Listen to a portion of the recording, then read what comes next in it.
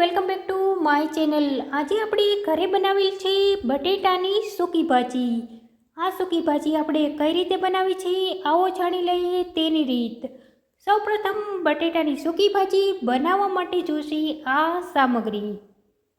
ઉપર એક વાસણની અંદર તેલ મૂકી અને સૌપ્રથમ આપણે સિંગદાણાને તળી લેવાના છે।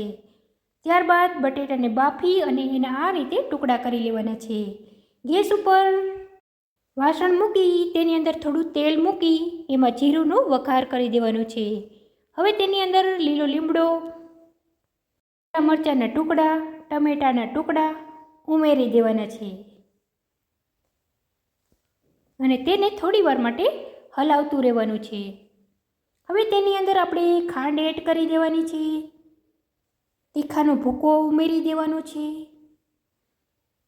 ખમણેલું આદું અને ધાણા એડ કરી દેવાના છે અને તેને હલાવી લેવાનું છે।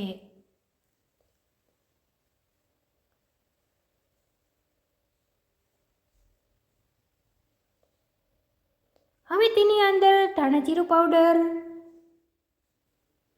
મીઠું,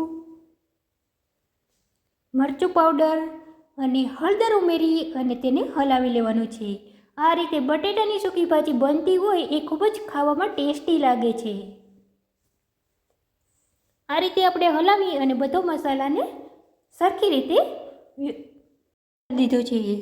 ત્યારબાદ તેની અંદર બાફેલા બટેટાને એડ કરી દેવાના છે અને તેને હલાવી લેવાનું છે। ત્યારબાદ તેમાં સિંગદાણા ઉમેરી અને તેને વ્યવસ્થિત રીતે હલાવી લેવાનું છે। તો તમે જોઈ શકો છો ફ્રેન્ડ કે આપણી સૂકી ભાજી ખૂબ જ સરસ રીતે બનીને તૈયાર થઈ ગઈ છે।